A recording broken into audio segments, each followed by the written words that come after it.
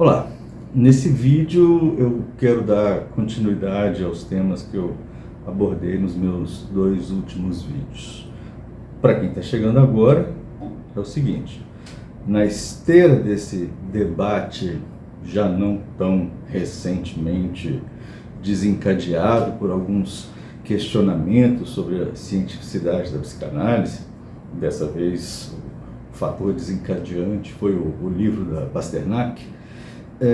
Eu estou tentando desenvolver uma reflexão sobre as relações entre a psicanálise e a ciência. Então, se você está aqui não assistiu aos vídeos anteriores, seria uma boa ideia fazê-lo. Os links vão estar aqui na descrição.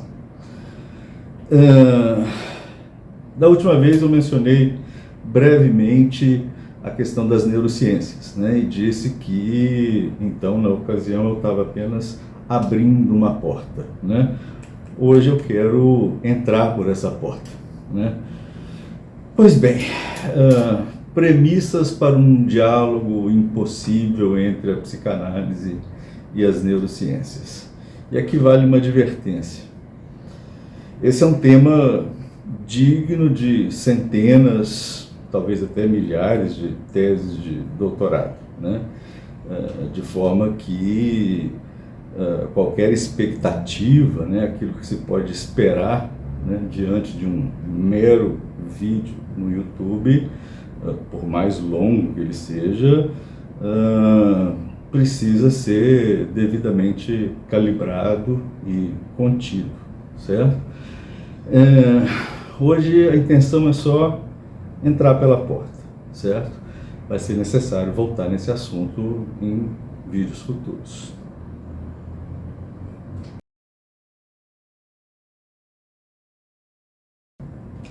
Dito isso, eu quero começar fazendo algumas indicações que eu julgo relevantes para esse debate, indicações que eu espero que possam servir de referência para quem se interessar, né? Visto que já se acumula uma quantidade considerável de material.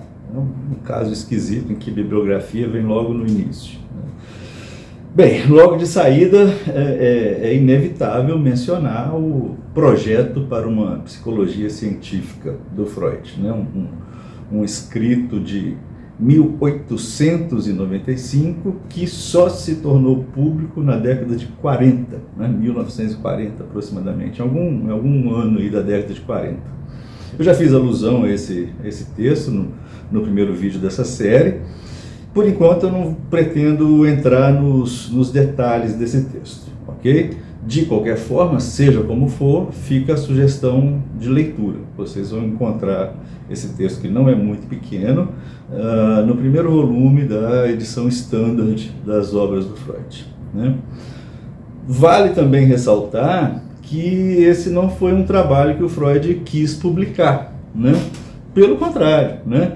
Apesar de ter trabalhado nisso intensamente, ter se empolgado e desanimado, começado e parado, ter pensado encontrar uma solução e de repente desistir de tudo, como testemunham a sua correspondência do Freud, né? A correspondência do Freud com seu amigo Fliess, e para quem o Freud mais tarde enviaria o manuscrito desse projeto, né?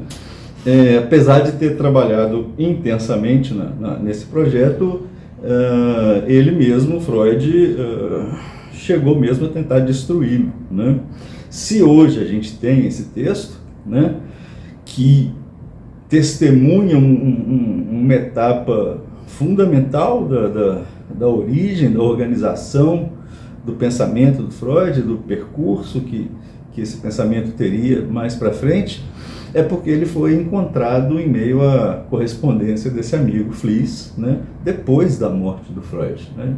E por causa disso, inclusive, é que ele só foi publicado cerca de 50 anos depois de ter sido redigido, né?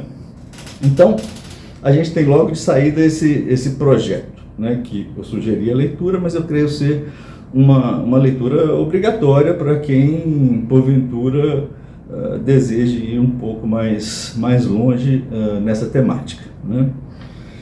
Muito já se disse, já se escreveu a respeito desse projeto do Freud, e no que diz respeito, né, a essa interface entre a psicanálise e as neurociências, eu acho que desse projeto a gente pode pensar que partem dois grandes eixos principais, né?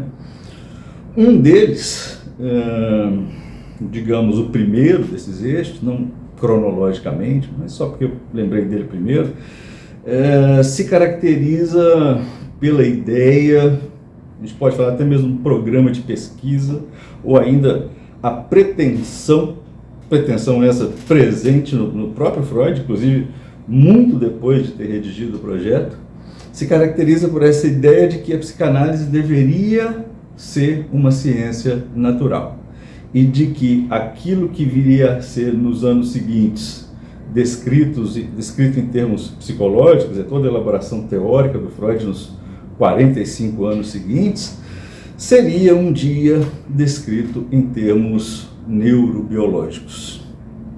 Essa perspectiva, esse eixo de desenvolvimento teórico, de certa forma, ele pretende fundir, né, os fenômenos descritos pela neurobiologia àqueles descritos pela psicanálise. A gente tem, nesse ponto de vista, uma espécie de hipótese fundamental, né, a suposição, um axioma, ainda que não necessariamente enunciado assim, a suposição de que existe uma continuidade, né, entre esses dois campos, né, a psicanálise e a neurociência. Já o outro, né, o segundo eixo, né, parece ver no projeto algo da natureza de uma metáfora neurológica, né, uma estruturação metafórica para as intuições estritamente psicológicas que já estariam, ou já estavam, no caso, presentes nessa apreensão inicial do Freud, né, na forma como ele organizava a experiência clínica dele, né? A gente poderia dizer que o Freud estaria projetando, né, a psicologia no sistema nervoso, né? Projetando no sentido que se fala de projeção em psicanálise, né? O projeto, nesse sentido, seria uma projeção do Freud, né?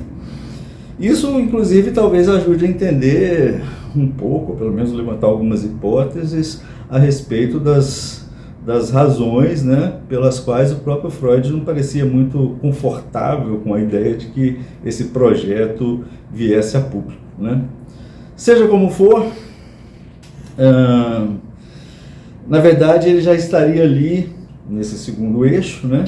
Ele já estaria ali no projeto estabelecendo, né, com o vocabulário neurológico, alguns princípios fundamentais da futura psicanálise, né? Nesse segundo eixo, diferentemente do primeiro, o acento, a caracterização central recai sobre uma certa descontinuidade, né, entre os fenômenos neurobiológicos e psicanalíticos. Uma irredutibilidade dos fenômenos psicanalíticos nos primeiros, nos fenômenos neurobiológicos. Portanto, do projeto, vamos considerar assim, saem esses dois eixos, né? No primeiro, as duas descrições, a neurocientífica e a psicanalítica, elas se equivalem, né? Elas são traduzíveis, ou tradutíveis, enfim, uma na outra, né? No segundo, ainda que sejam possíveis certas sobreposições, né, há uma separação, uma ruptura epistêmica, um corte entre esses dois campos, né? As duas descrições, elas não são completamente equivalentes, ok? Bem,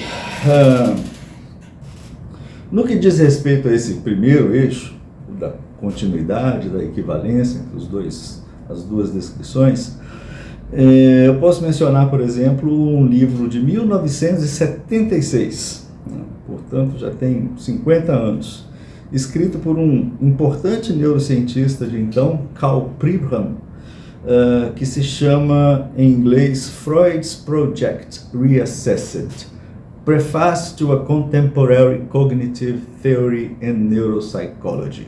Desculpa meu inglês.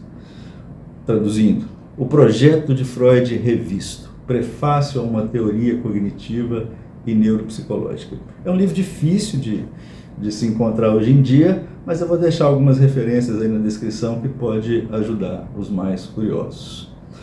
Mais recentemente, digamos na outra ponta, né, mas no mesmo eixo, a gente tem, por exemplo, um artigo bem interessante de um psicanalista, neurocientista sul-africano, mas me parece que ele vive na Inglaterra, chamado Mark Solms. É um artigo intitulado A New Project for a Scientific Psychology, a General Scheme, ou um novo projeto para uma psicologia científica, esquema geral, né, publicado na revista Neuropsychoanalysis. Né.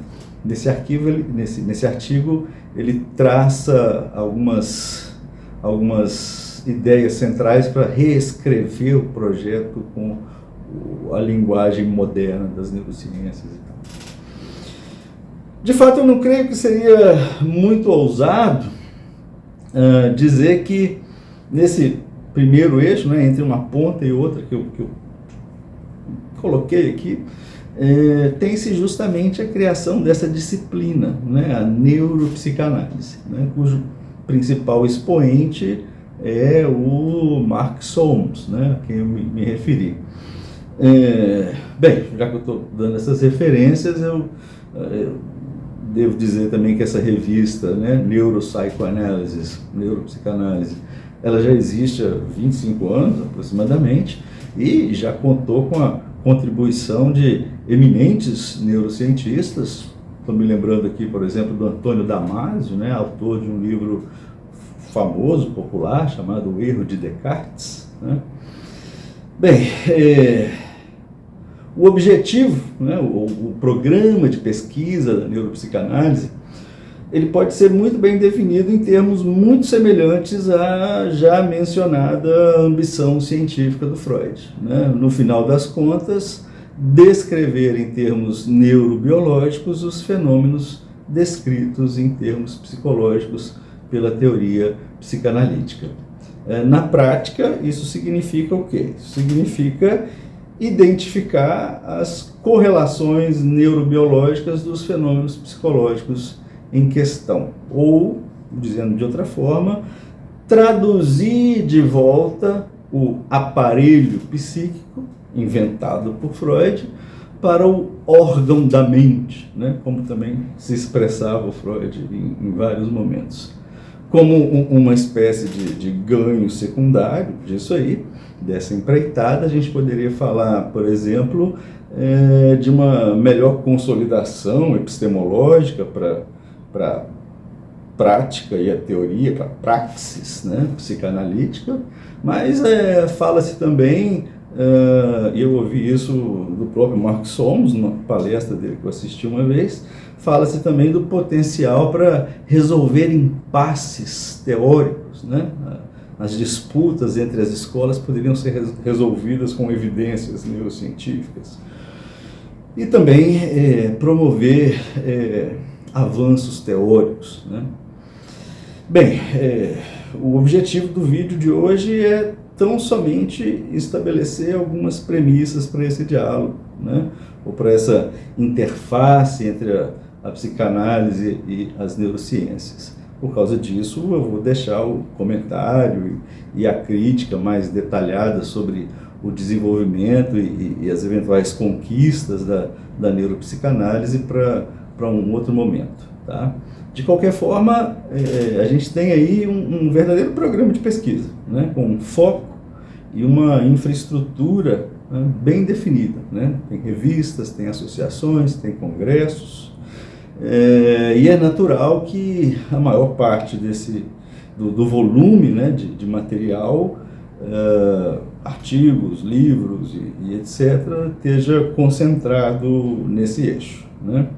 No segundo eixo, né, eu acho que a gente pode pensar no segundo seminário do Lacan, o seminário 2, né, que se chama O Eu na Teoria de Freud, na Técnica da Psicanálise, como uma espécie de ponto de inflexão, né? Estou dizendo que as coisas começam aí, mas um ponto de uma virada importante, né?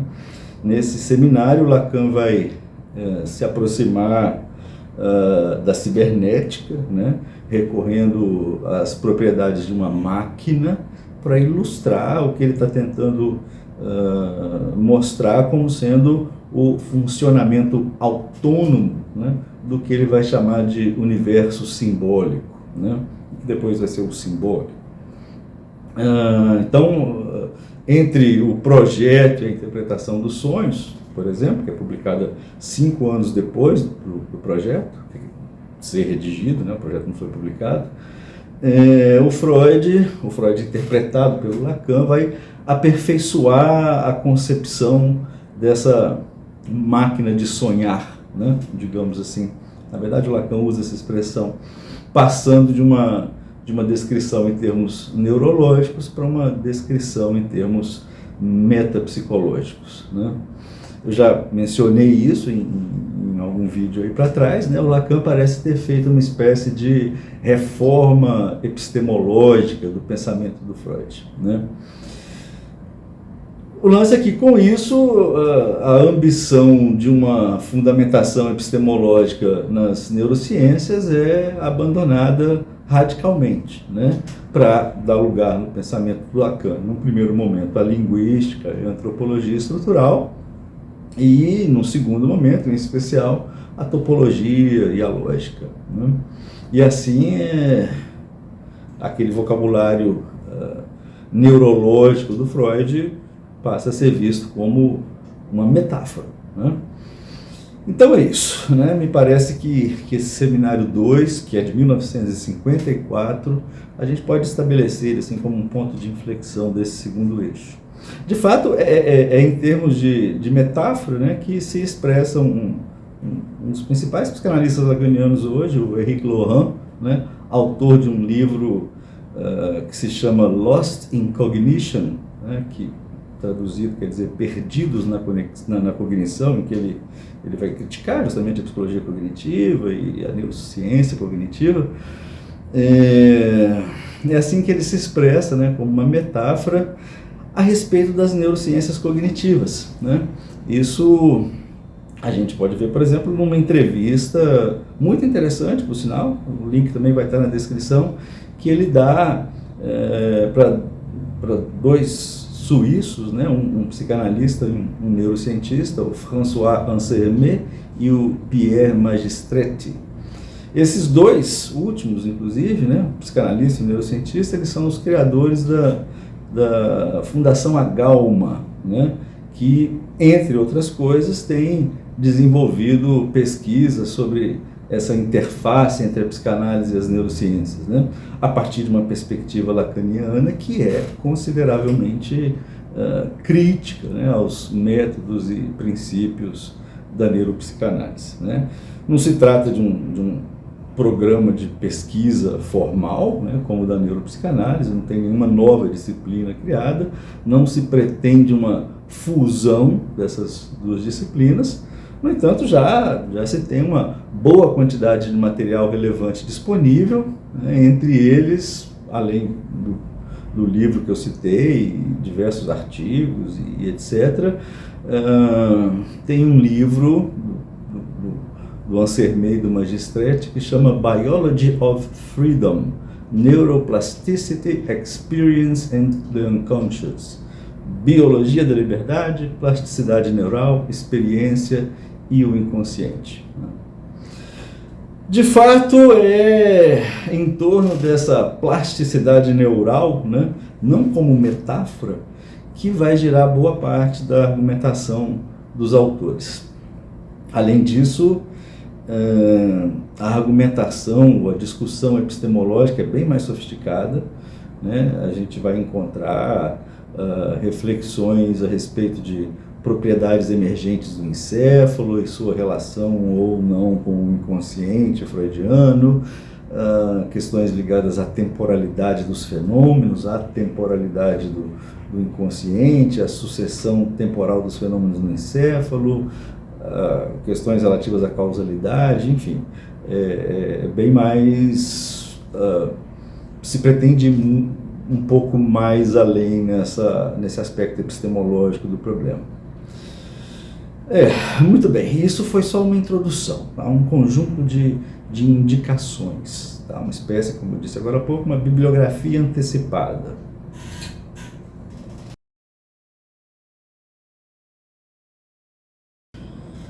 E o que eu vou dizer a seguir se baseia em grande medida em elementos dessas indicações que eu acabei de fazer, né? Evidentemente. Então vamos continuar pelo seguinte. Via de regra, a gente lê nos livros, textos, né, como se diz, os grandes manuais, fundamentos de neurociências, alguma variação do enunciado segundo o qual o encéfalo produz a mente, né? Que a experiência subjetiva é controlada ou causada pelo encéfalo.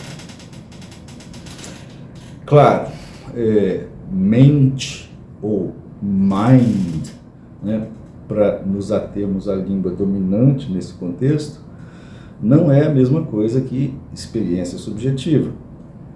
Menos ainda o mesmo que a mens latina, né, de onde a nossa mente em português, né?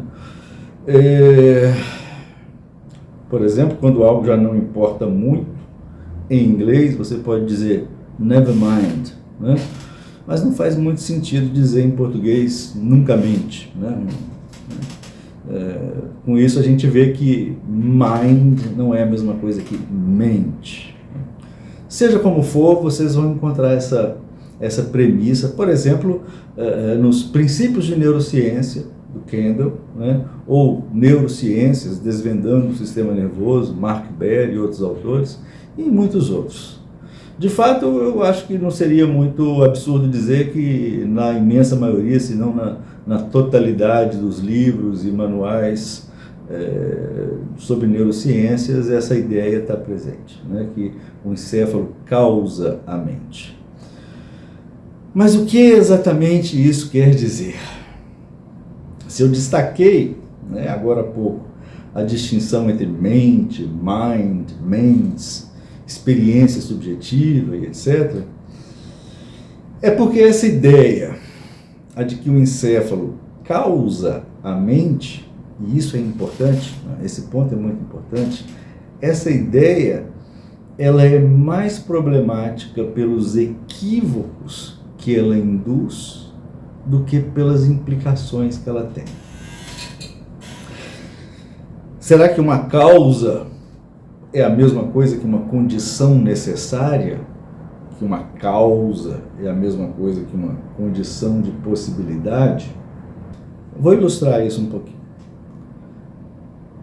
Se A é uma condição necessária para B, então B só vai ser verdadeiro se A for verdadeiro. É uma condição necessária. Não tem como B ser verdadeiro se A não for verdadeiro. Isso quer dizer uma condição necessária. Mas isso não significa que se A for verdadeiro, então isso basta para que B seja verdadeiro, né? Se bastasse A ser verdadeiro para B ser verdadeiro, isso seria uma condição suficiente, né? E mesmo uma condição suficiente, ela pode nem sequer ser necessária, né? Donde também a gente ter as condições suficientes e necessárias, né? Você diria, se e somente se A for verdadeiro, então B é verdadeiro. Pronto, deixa isso. É só uma ilustração. Bem, são os próprios neurocientistas que mostram o que pode parecer contradizer essa tese de que o encéfalo causa ou controla a mente, justamente ao destacar a importância do que eles indicam com termos tipo ambiente, experiência, aprendizagem, né? São as palavras que eles usam, né? O que a pesquisa neurocientífica tem demonstrado cada vez mais é que a estrutura fina do córtex cerebral está perpetuamente sujeita a importantes mudanças, importantes modificações. Ainda que certas avenidas principais, certas estruturas e circuitos pareçam pareçam estar presentes universalmente, todo cérebro humano normal tem um tálamo, um hipocampo, um fascículo arqueado e etc. Ainda que seja assim, né, que haja essas estruturas e avenidas universais, né, boa parte da circuitaria cerebral, especialmente a cortical, associada aos sentidos, à motricidade, ao que antigamente era chamado de funções psicológicas superiores, né, justamente aquelas associadas às características propriamente humanas da experiência, toda essa circuitaria é um constante work in progress, né? Um constante trabalho em progresso. E é isso que é dado o nome de neuroplasticidade, né? Ou plasticidade neural, ou ainda plasticidade neuronal, né? Com a experiência, né? A experiência do ambiente e a aprendizagem que daí decorre, certas sinapses podem se tornar mais fortes ou mais fracas. Podem até mesmo surgir ou desaparecer. Fala-se então de uma remodelação dos mapas neurosinápticos. Neurônios que não estavam conectados passam a estar conectados. Botões sinápticos literalmente brotam ou desaparecem entre axônios e dendritos. Com isso, novos circuitos se constroem, novas vias se abrem, ou vice-versa, os circuitos se enfraquecem, eventualmente desaparecem. O que isso significa? Essencialmente, isso significa que se você não sabia disso antes e agora sabe, então o estado anterior e o atual, entre o estado anterior e o atual, seu encéfalo mudou materialmente. A estrutura fina, a anatomia fina dos pequenos detalhes microscópicos do seu encéfalo mudou materialmente. Ele não é mais o mesmo que ele era antes. Ele não pode ser mais. E isso é de certa forma óbvio, né? Se a gente parte da premissa materialista, né, de que não existem atividades mentais que não sejam suportadas por um circuito encefálico, material, então a plasticidade neural, plasticidade neuronal é uma necessidade, né? No sentido grego, no sentido antigo, uma neikos, né? Isso me lembra, inclusive, uma pequena anedota que eu vou fazer aqui à parte, né? Que me fez lembrar de uma vez em que, quando eu estava no mestrado, estava sentado ao lado de um colega psiquiatra e circulava uma revista científica onde tinha um artigo e uma ilustração, uma figura com uma imagem de ressonância magnética de um encéfalo de um sujeito esquizofrênico no momento exato em que ele estava sendo acometido por alucinações auditivas, né? E a figura evidentemente mostrava a atividade nas regiões auditivas do lobo temporal e etc. E tinha uma nota enfatizando a importância dessa observação, a evidência da correlação em questão. E aí eu virei para o colega psiquiatra e falei com ele algo parecido com o seguinte, e eles pensavam que era onde? No estômago, né? Mas enfim, voltando. Eu estava falando sobre a plasticidade neuronal como uma necessidade, né? uma neikos, como uma coisa que tem que ser, né? Um corolário inevitável da premissa de que não há a atividade mental à qual não corresponde uma atividade cerebral, certo? Pois essa premissa, né, ela requer que duas atividades mentais diferentes correspondam a dois circuitos encefálicos igualmente diferentes, né? Se um estado mental, por exemplo, é descrito como pensamento, é melhor eu ir de carro, né? E a isso corresponde um estado cerebral, então ao pensamento é melhor eu ir de Uber, deve corresponder um outro estado cerebral diferente, né? Por menor que seja a diferença entre os estados mentais, isso implica necessariamente uma diferença correspondente entre os estados cerebrais ou encefálicos.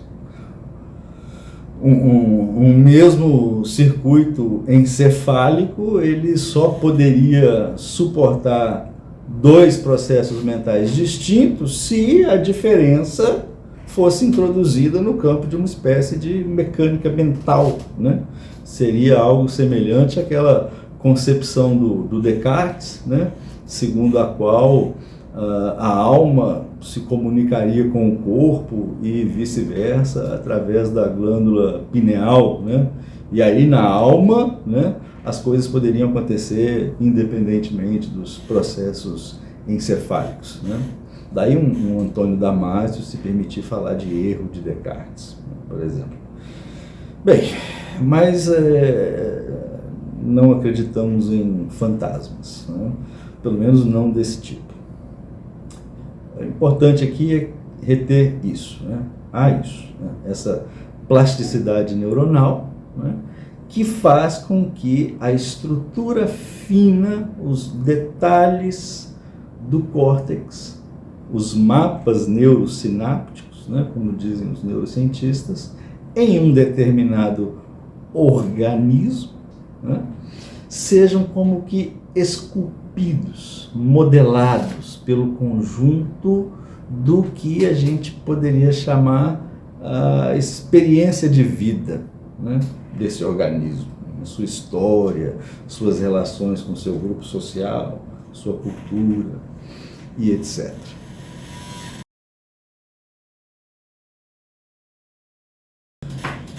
E aí pode ser interessante resgatar aqui uma antiga metáfora, já que a gente falou de metáfora agora há pouco, né? Uma metáfora que inclusive prestou serviços à auto-intitulada revolução cognitiva, né? Back in the day, né? Nos tempos em questão. É a metáfora do hardware e do software, né? Segundo essa metáfora, o encéfalo seria como que o hardware, né, no qual, através dessa tal de aprendizagem, né, seria instalado uma espécie de software. É uma metáfora bacana, né? A gente poderia pensar esse software, então, como aquilo que o Lacan chamou no princípio do seu ensino de discurso universal, né?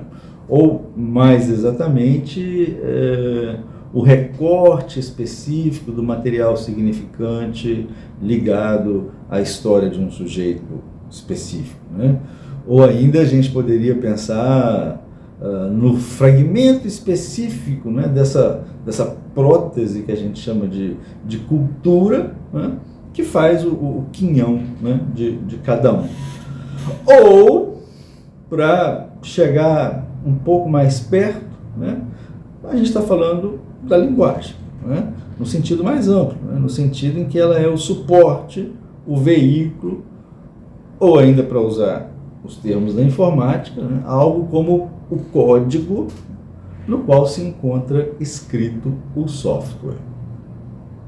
Eu estou tentando ir devagar com o vocabulário psicanalítico, né? Justamente para poder tentar avançar uma ideia sem precisar ficar muito tempo explicando conceitos, mas vai chegar uma hora que vai ser necessário. Enfim, com o Lacan, né, a gente nos acostumamos a chamar de outro, né, de grande outro, com O maiúsculo, né, ou A maiúsculo na álgebra lacaniana, esse lugar do código, né? As implicações disso vão bem longe, né? Antes de tudo, é importante notar o seguinte, ainda pensando na metáfora, né? Não é qualquer software que roda em qualquer hardware, né? O hardware é uma condição necessária, né? Uma condição de possibilidade para um hardware, para um software rodar, né? Mas será que a gente pode dizer que ele é a causa que se passa, né? Você não tem como instalar o Windows ou Linux, se você preferir, ou macOS, o que quer que seja, você não tem como instalar isso numa batata, né? Simplesmente porque o hardware batata não tem as propriedades físicas necessárias para rodar o Windows. Da mesma forma, você não tem como fazer um rato falar, por mais que você tente, né? Nesse sentido, considerando isso, seria ainda correto dizer, como a gente escuta com muita frequência, que a linguagem está no encéfalo? Pior ainda, seria correto dizer que o encéfalo causa a linguagem? Ou controla a linguagem? Não seria talvez mais correto dizer, pelo contrário, que é o encéfalo que está na linguagem? Não é o corpo que é capturado numa história, num discurso? Não é a linguagem enquanto suporte de toda a experiência propriamente humana, graças, claro, à propriedade da plasticidade neuronal, que esculpe os tais mapas neurosinápticos e que, portanto, formata o encéfalo, pelo menos numa certa medida? Sem querer abusar mais ainda da nossa metáfora, mas não é o software que controla o hardware, que determina o que o hardware deverá fazer, causa o comportamento do hardware? Nesse ponto me ocorre ainda uma outra observação anedótica, né? Que é a seguinte: aqueles que são um pouco mais familiarizados com o universo da informática, os menos jovens, né, também, vão se lembrar que tempos atrás, antes disso tudo ficar automático, plug and play, né, como se diz, frequentemente era necessário instalar no computador drivers, né, para diversos dispositivos de hardware que se tinha. Você comprou um mouse e tinha que instalar o driver do mouse. Uma impressora tem que instalar o driver da impressora, né?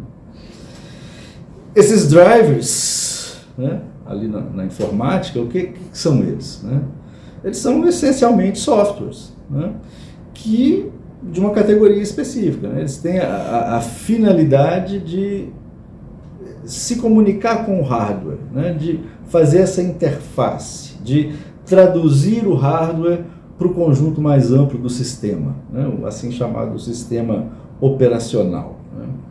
Eu me lembrei disso porque vocês devem saber que o Freud introduziu um conceito muito interessante, né? Um conceito limítrofe, né? O conceito de pulsão, né? Que na língua do Freud se diz Trieb, né?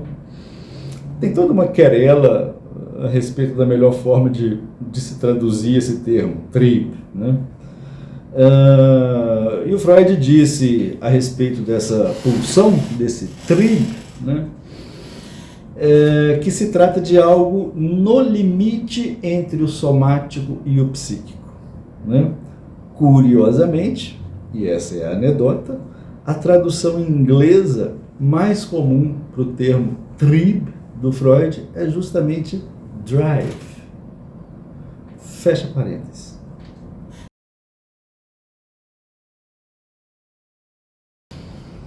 Vamos voltar para a questão da causa.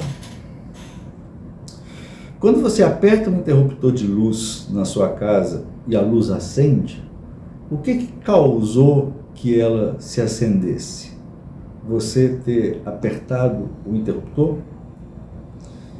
Ela teria acendido se não houvesse toda uma infraestrutura de geração e distribuição de eletricidade, inclusive a instalação da sua casa, quer dizer, entre a lâmpada e o rio, né, a usina hidrelétrica, enfim, tudo mais.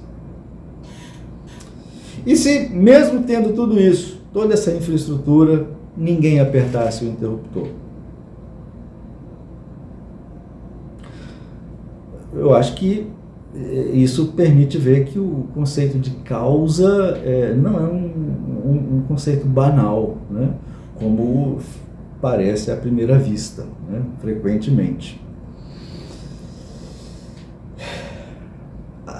Analogamente, me permitam ilustrar isso sem metáforas, de forma didática e simplificada, mas direto ao ponto. Você conheceu uma moça, uma festa, um bar, o que for. Um moço, tá? Qualquer coisa entre uma moça e um moço, não importa, né? Você conheceu essa moça em um bar e se sentiu atraído por ela. Não está muito claro, talvez tenha sido o jeito dela te olhar, talvez um sorriso, um timbre de voz, uma frase que ela disse, um pequeno detalhe, né? uma pintinha no ombro, eventualmente uma combinação dessas coisas. Algo nela te cativou, né? E você se sentiu atraído. E se você não é um neurocientista bem informado, né? Mas sim alguém que tem o hábito de ler matérias de jornal sobre as últimas descobertas da neurociência e tal, então talvez você pense algo parecido com o seguinte, ó: caramba, está ocorrendo em mim uma descarga de dopamina, de ocitocina, de feniletilamina e um monte de outra zina qualquer, e tudo isso está causando em mim essa sensação, né? E eu estou tendo uma ereção causada por essa química. E talvez aí você conclua, né, dizendo para si mesmo algo do tipo: muito bem, o desejo sexual é causado pelo encéfalo. Coitada da moça, né? Achando que tinha sido ela, né? Ou algo nela. Eu evoco aqui a noção de objeto como causa, né? Objeto perdido, objeto causa do desejo, ou, para usar o termo próprio, o objeto pequeno a. E nesse ponto alguém pode até dizer: ok, mas o processamento da linguagem depende totalmente das estruturas encefálicas, ou pelo menos de uma máquina, né? Pois um amontoado de tinta no papel, um livro, por exemplo, não sofre nenhum processamento, né? Não passa por um processamento, não é metabolizado, não se combina, não se move. Esse texto impresso num livro é peso, né? Não vai passar de peso enquanto uma máquina, um encéfalo, né, não puder exercer sobre ele a sua combinatória. Pode ser. Da mesma forma, né, esse objeto perdido, esse objeto A, né, de que falei agora, para que ele possa ser reevocado em um encontro, né, certamente, se é válida e verdadeira a premissa cujo corolário eu disse que era óbvio, né? Então, para que ele possa ser reevocado em um encontro, então, algo da natureza dos mapas neurosinápticos, né, de uma história de vida, deve estar propriamente configurado, estruturado no encéfalo. No entanto, esse processamento, numa certa medida, pelo menos, também depende da materialidade da linguagem, de um código que orienta essa combinatória. Lembrando mais uma vez que eu estou falando de linguagem no sentido de suporte, de veículo, né, de condutor do software, do simbólico. Quando a criança pergunta para a mãe, por que copo chama copo? Né? E a mãe responde, porque todo mundo chama copo de copo? É desse outro, né, que se trata como lugar do código. Né? Não é porque no encéfalo o som copo se associa à imagem de um copo que copo chama copo. Né? Mas se no encéfalo de um sujeito o som copo está associado à imagem de um copo, é porque essa associação já estava estruturada no outro relativamente a esse sujeito. Né? Ou seja, a mãe poderia responder para a criança, é porque copo chama copo no outro. Um exemplo onde se pode notar, num nível mais macroscópico, digamos assim, a presença de um determinismo que depende da própria linguagem, é o fato de que nas línguas tonais, né, o mandarim, por exemplo, outras áreas encefálicas, além daquelas típicas das línguas ocidentais, área de Broca, Wernicke, etc., especialmente no hemisfério direito, ou hemisfério não dominante, né, essas outras áreas são recrutadas para o processamento da linguagem. Né? Se o chinês crescer num outro lugar e não aprender chinês, isso não vai acontecer. Né? Um outro exemplo, talvez um pouco mais sutil. Né? Considerem uma das palavras para se referir a pai em inglês. É uma palavra que tem um sentido mais íntimo, né? A palavra dad, D-A-D. Essa palavra ela tem uma sonoridade muito parecida com a palavra dead, morto. Isso é chamado de homofonia.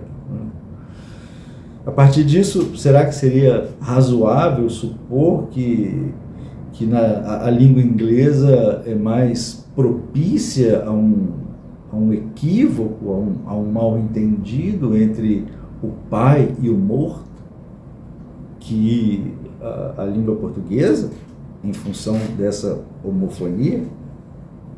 Alguém diz, aí vem meu pai, e o interlocutor escuta, aí vem meu morto. Melhor ainda, vamos olhar os palavrões. Espero que o YouTube não arrume problema, porque eu vou ter que falar alguns palavrões. É muito comum a gente ver em filme, por exemplo, mas também em situações análogas, né? Nos filmes é interessante porque a gente vê a tradução que se costuma dar, né, para a expressão motherfucker.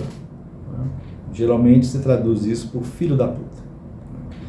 Mas não é isso que quer dizer motherfucker, né? O que motherfucker quer dizer é fodedor de mãe. Ainda que não se especifique de qual mãe se trata, né? Isso não sugere uma certa perspectiva sobre a forma como se percebe alguém desagradável, odioso, se você é falante de inglês ou se você é falante de português, se a sua experiência subjetiva, se os seus mapas neurosinápticos foram esculpidos por essa ou aquela língua. Imagine se, por exemplo, numa briga de trânsito, você levou uma fechada de um cara e aí você vai lá brigar com ele e você fala com ele: beija minha bunda.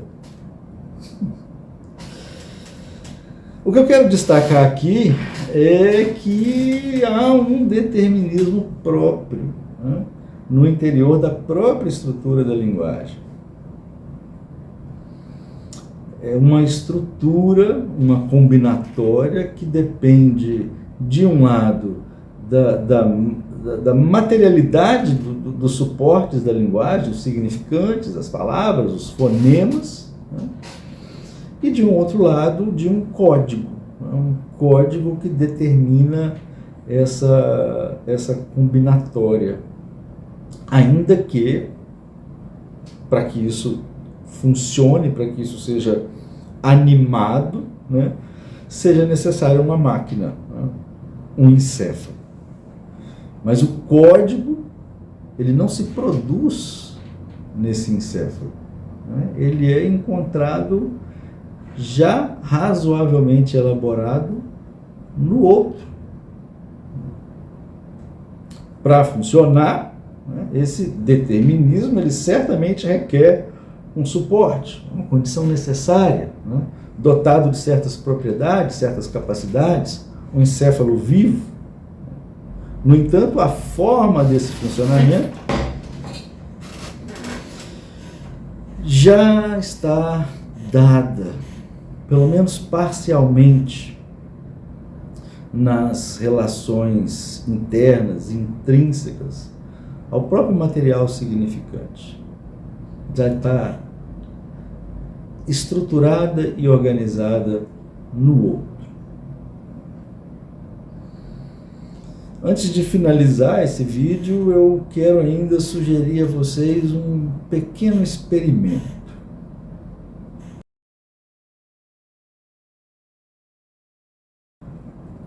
Um experimento mental, né? Como se diz. Imagina uma situação como aquela do paciente no clipe da música One, né, do Metallica. Melhor, imagina um encéfalo extraído no momento apropriado de um embrião. Em algum momento ali que esse encéfalo estava razoavelmente desenvolvido, ele é extraído do embrião. E aí as conexões sensoriais e motoras desse encéfalo são evidentemente removidas, né? Você tem somente um encéfalo mantido vivo artificialmente, com todos os nutrientes necessários durante um certo tempo, vamos supor uns 30 anos, né? E aí, depois de um tempo, esse encéfalo é reconectado num corpo de 30 anos, o embrião, né, de onde ele foi retirado, né, que também foi mantido vivo e etc. E todas as vias sensórias e motoras são reconectadas. O que vocês esperariam dessa massa viva? Que noção será que essa massa viva teria do seu ser? Como ela irá pensar? Como ela vai sentir? Faz mesmo sentido falar que é o encéfalo que causa ou que controla a experiência subjetiva? Pode até ser, né, que a consciência, né, essa luz acesa da consciência se deva completamente a processos encefálicos, né? No entanto, com exceção disso, e em relação a todo o conjunto do que a gente entende como um sujeito, né, sua experiência de ser quem é, né, em relação a isso, quando vemos os neurocientistas dizendo que a causa disso ou daquilo, ou que controla isso ou aquilo, é esse ou aquele processo encefálico, às vezes isso parece a situação dos gatinhos, né, nos memes, né, ou melhor ainda, né, a situação da criança pequena que, encantada com um aparelho televisor, especialmente se fosse aquele televisor mais antigo, né, esse caixote enorme, encantada com esse televisor, ela vai lá olhar atrás dele, né, ou então dentro dele, né, para ver se encontra ali os bonequinhos, os homenzinhos que ela vê na tela. Certamente, se o circuito da televisão tiver um defeito de fábrica, né, ou sofrer uma martelada, né, a imagem na tela vai ser perturbada, certamente, né? Mas o que se vê na tela não foi produzido na televisão. Esse é o ponto, né? É que o sujeito não é redutível ao organismo, né? Mais ainda, né? O sujeito nem sequer coincide com o organismo.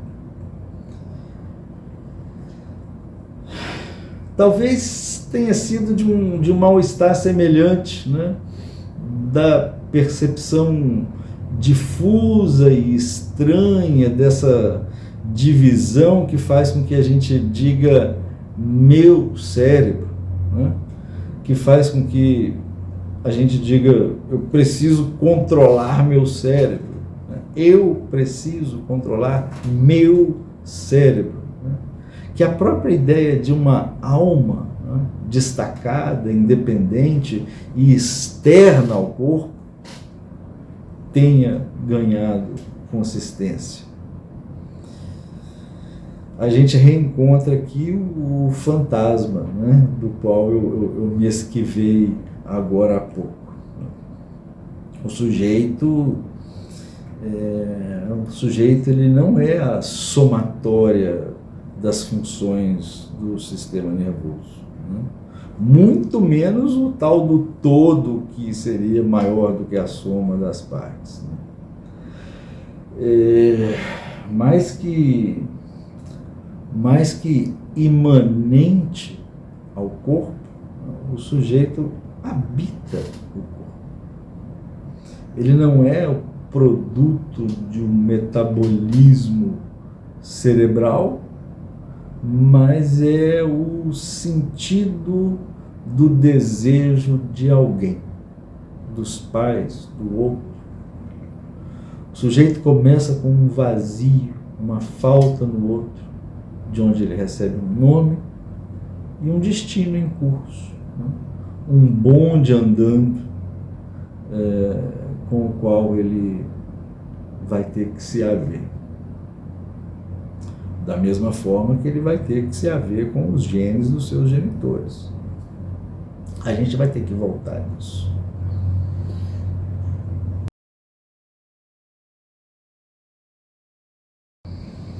Eu vou ter que parar por aqui, né? Porque o vídeo já está muito longo, né? Muito mais longo do que os 10 a 15 minutos recomendáveis, né? Lamento, né? Como sempre, tem muito que se desenvolver sobre o tema, e a gente ainda está no umbral da porta, né? Nos próximos vídeos sobre esse tema, eu pretendo discutir um pouco da relevância epistemológica, né, para a psicanálise desse debate. Eu quero também falar um pouco sobre a relevância desse debate para as neurociências, né?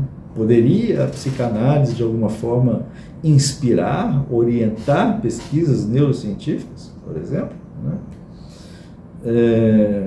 Outro aspecto importante desse debate que eu quero abordar diz respeito às formas de intervenção, né?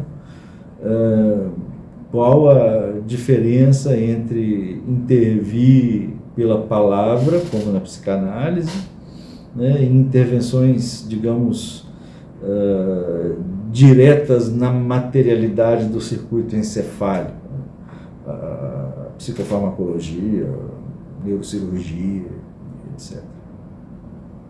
A gente precisa também voltar a retomar o problema da correlação, né, entre os estados neurobiológicos e os estados subjetivos. Lembrem o vídeo anterior do apólogo da lua falante, né? Considerar questões ligadas aos big data, né, inteligência artificial, etc. Veremos, né? Para concluir, eu quero só deixar uma questão, né, para reflexão. Dada, né, a ampla difusão e penetração do discurso do saber neurocientífico na cultura, né, será que a gente vai ficar cada vez mais parecido com os nossos cérebros?